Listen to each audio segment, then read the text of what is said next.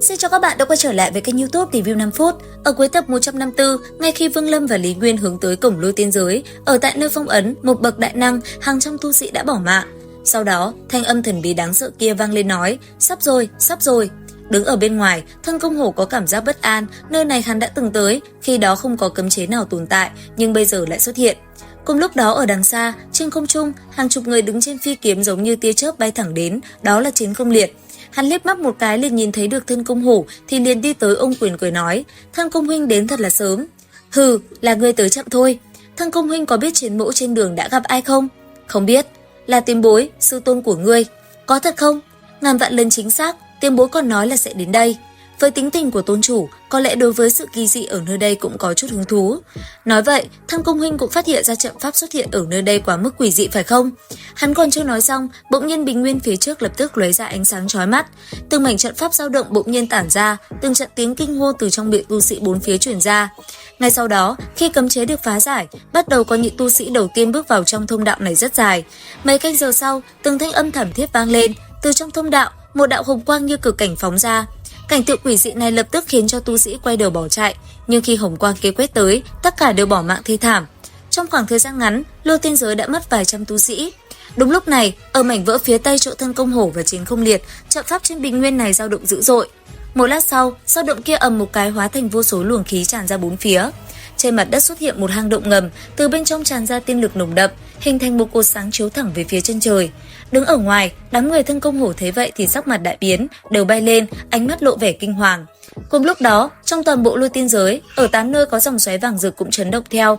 Họ cảm giác được bên trong hang động bộc phát ra một khí tức khổng lồ, vượt rất xa Quy Niết. Dưới sự tấn công của khí tức này, mảnh vỡ đại lục kia tầng tầng tan rã, lớp lớp sụp đổ. Sau đó, từ trong một vòng xoáy, không ngờ có một cánh tay cụt lao ra. Sau khi nó bay ra, trực tiếp hướng về trung tâm của lôi tiên giới bay đi. Cùng lúc đó ở các nơi khác, từng tiếng nổ cũng vang lên, từ trong vòng xoáy vàng rực, hàng loạt bộ phận của thân thể cũng bay ra. Sau khi 8 phong ấn được mở ra, các phần thân thể cũng lần lượt đầy đủ, đó là 2 cánh tay cụt, 2 chiếc chân và một đầu lâu chỉ còn mắt trái. 4 phần thân thể này gom lại thành 3 nhóm, xé gió bay về phía trung tâm lôi tiên giới. Cái đầu lâu vừa bay vừa điên cuồng nhen nhanh nuốt chửng các tu sĩ gặp trên đường, hút sạch nguyên thần khiến con mắt trái của nó ngày càng phát sáng. Trong lúc Vương Lâm và Lý Nguyên đang cấp tốc bay về phía cực tây, một luồng khí tức âm trầm nồng đậm bất ngờ phủ kín hư vô, nối tiếp là một đạo hồng quang hung hãn lao đến, ở bên trong nó là một cánh tay khổng lồ. Ngay sau đó, cánh tay khổng lồ kia vung lên, áp lực kinh khủng khiếp liền ập xuống đầu tất cả mọi người.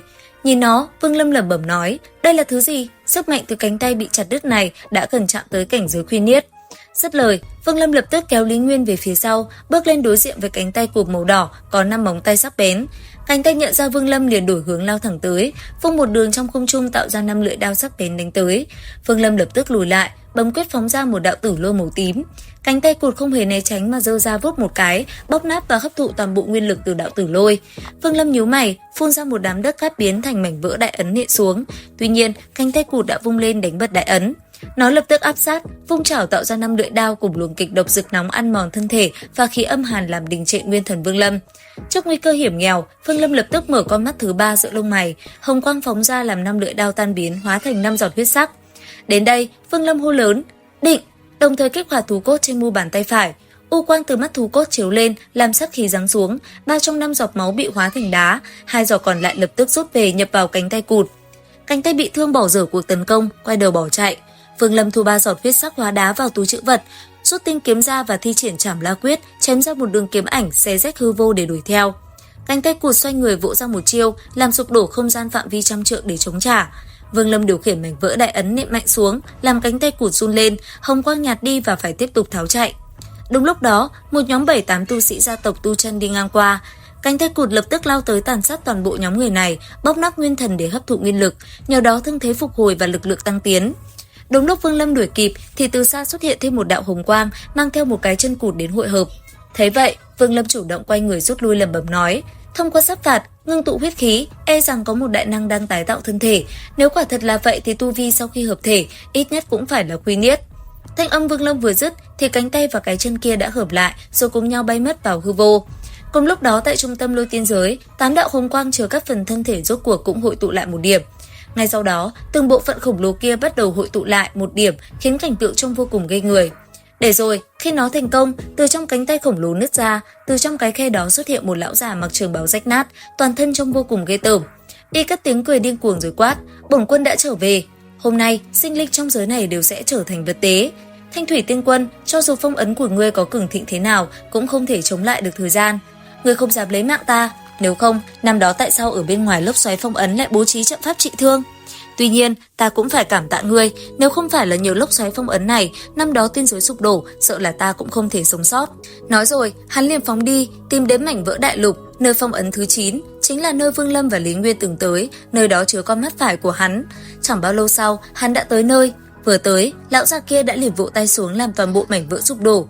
Từ trong đó, một con mắt liền bay ra bị hắn tóm lấy, rồi lập tức lắp vào bên phải, nơi một con mắt còn thiếu. Làm xong, hắn liền cười lớn nói, cực cảnh năm đó bị phong ấn ở trong mắt phải lại trong cuộc đại chiến tiên giới tiêu hao rất nhiều, bổ sung vật này vô cùng khó khăn, nhưng không phải là điều không thể. Chỉ có điều lúc này ta mới chỉ vừa thoát ra, tu vi chỉ có một thành, trước mắt cần mau chóng khôi phục tiên nguyên. Nhiều năm như vậy, chắc cũng đã sinh ra không ít hậu bối, rất tốt, ta sẽ nuốt lấy bọn họ. Tuy không thể hoàn toàn khôi phục tu vi, nhưng cũng có thể khôi phục được một ít. Chỉ là trước khi thôn phệ, cần phải đóng cửa lớn của tiên giới lại, khiến cho bọn chúng không thể thoát ra mới được. Dứt lời, lão già ghê tởm này vung tay, hóa ra một đạo phong ấn hình ngũ giác, rồi đánh thẳng xuống mặt đất. Tức thì, nơi đây ầm ầm rung động, cánh cửa tiên giới dù ở rất xa thế nhưng lại bị hắn ép phải dần đóng lại. Cùng lúc này, Vương Lâm đang mang theo Lý Nguyên cấp tốc bay về phía đại môn ở cực tây, nhận thấy rất nhiều tu sĩ cũng đang cuống cuồng lao về hướng này để tìm đường sống. Khi mọi người sắp đến nơi và thấy được tia chớp màu đỏ khổng lồ của đại môn, quái nhân tóc bạc bất ngờ xuất hiện từ một đám xương đỏ, gầm lên quát, ai cũng không thể rời đi. Nói rồi, người kia giơ tay vỗ một cái, lập tức bóp nát thân thể và thôn phệ nguyên thần của một nhóm tu sĩ vấn đỉnh ngay trước cửa. Tuy nhiên, nuốt xong, gã này lại lẩm bẩm, tu sĩ hiện giờ làm sao mà nguyên lực lại ít như vậy, sau khi chuyển hóa thành tiên nguyên, gần như không có tăng tiến mấy. Nói rồi, y lướt đến trước cửa ra lôi tiên giới, hai tay bắt quyết vỗ mạnh và hô lớn, cánh cửa lôi giới, đóng lại. Lời hắn vừa dứt, đại môn bắt đầu thu nhỏ lại nhanh chóng. Một tu sĩ mặc kim bào cấp âm hư phóng 13 thanh phi kiếm tấn công để ngăn cản y đóng cửa, kéo theo nhiều tu sĩ khác cùng ra tay. Tuy nhiên, quái nhân tóc bạc dễ dàng biến mất rồi xuất hiện ngay trước đại môn. Y lướt qua lồng ngực một lão giả vấn đỉnh, bóp nát nguyên thần rồi thôn phệ. Ngay sau đó, y hóa thành một đám huyết ảnh lao thẳng vào cơ thể nam tử kim bào, làm cơ thể người này nổ tung tàn nhẫn rồi nuốt chửng nguyên thần âm hư. Thấy quái nhân liên tục tàn sát và cánh cửa đại môn ngày càng thu nhỏ, nỗi sợ hãi bao trùm lấy tất cả. Đám đông tu sĩ từ bỏ vây công, tranh nhau chen lấn lao về phía đại môn đang khép lại. Quái nhân tóc bạc liền thi triển tiên thuật hóa thân, phân thân thành 32 bản thể.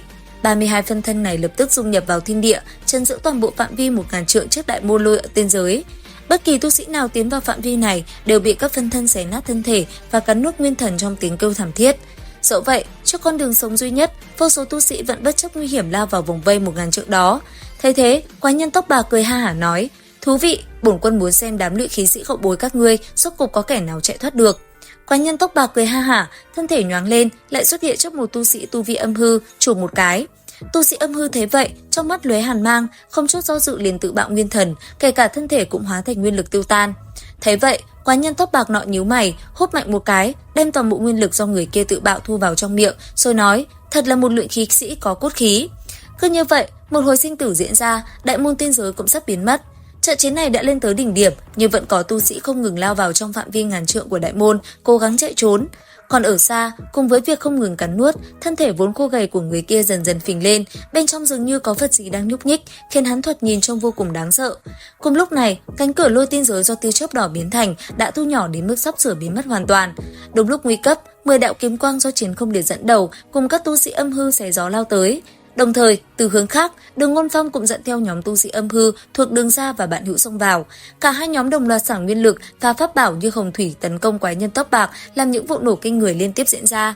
Và liệu rằng bọn họ có thể thoát khỏi lão quái nhân kia hay không? Theo dõi kênh YouTube Review 5 phút để biết thêm chi tiết trong tập 156 các bạn nhé.